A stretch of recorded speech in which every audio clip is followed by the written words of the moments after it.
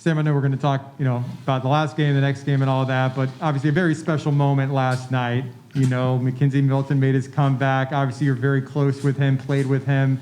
Just kind of what were your emotions seeing everything that happened when he finally got in, and not just that, just seeing McKenzie back to his old self? I was full of adrenaline, man. I was watching that game. I was so excited, and I'm really proud of him. Just all the stuff he's had to go through just to get back out there on the field, and you see him play, and he looks just like he was when he got off the field. And man, there's not enough words to describe how I could feel or how I felt. What did you like about the play of the offensive line, and what do you guys think that you need to correct going into week 2? I really liked our physicality during the game.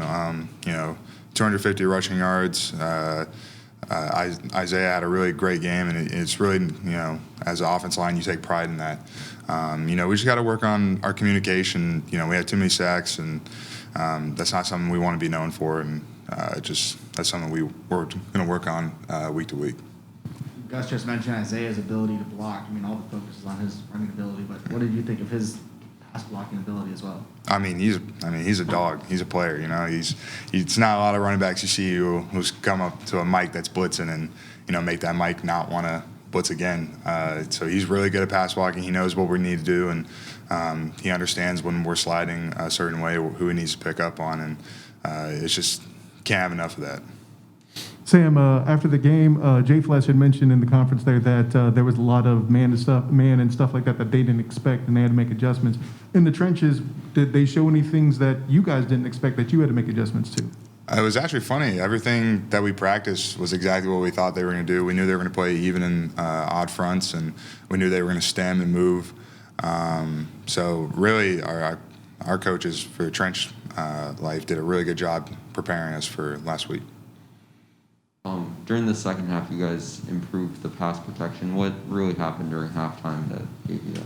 I just think it was us, knowing that, we needed to come out there and win the game. And our coaches, were talking about stuff, and like I just said, they weren't doing anything different that we hadn't seen before. We just needed to communicate, block our rules, and, I think the second half we really just focused on that.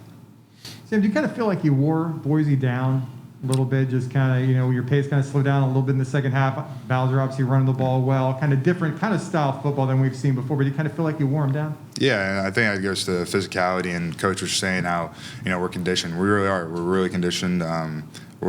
He made a very big emphasis that, if it's a close game in the fourth quarter, we're going to be the team that wins. And, just having that mentality, I think, really helped us out.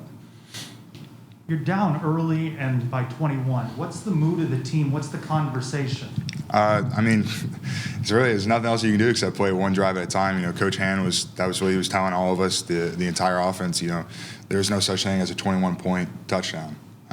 You have to play one drive at a time, and that was the mentality. And you started getting things going, the momentum started going in your way, and you just feel it. No one flinched. No one was, in their head thinking we were about to lose or anything. So that was it.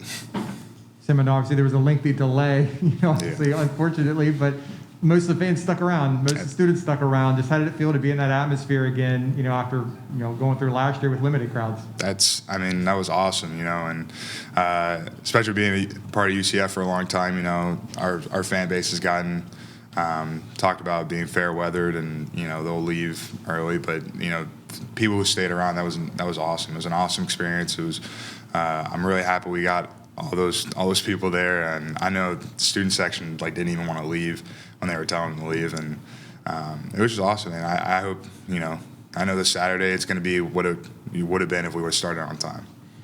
Sam, Alec Holler was put on scholarship this summer. Got his first touchdown. I think it was his first career catch too. Mm-hmm. What was that moment like for you guys to celebrate? He's one of my boys, and I was so proud of him, and I was so happy for him, and all the work he's put in to get the scholarship, and just who he is. He's a kid who comes every day, ready to work, does everything right. It was awesome as a teammate just to see that happen for him.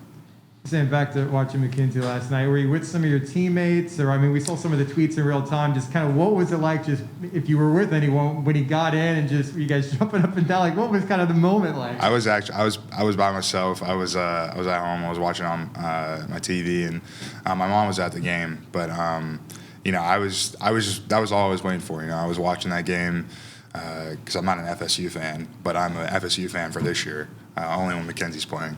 And, you know, you really can't put it into words. You know, I think it's the same thing everyone felt seeing him go out there and play after being out for almost 3 years.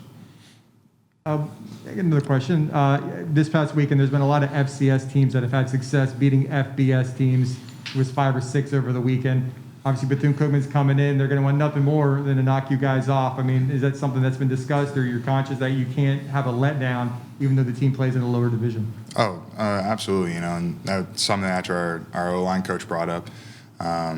And yeah, I just think that just goes to show it doesn't really matter who you're playing. You know, you have to have the same mentality. You have to be the same team every week, and it doesn't matter who the opponent is.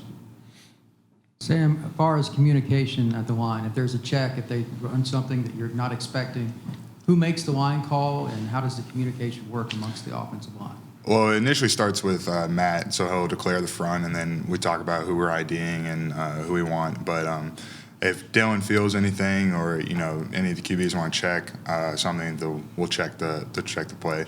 But it starts with Matt. All right, thanks. Thank you.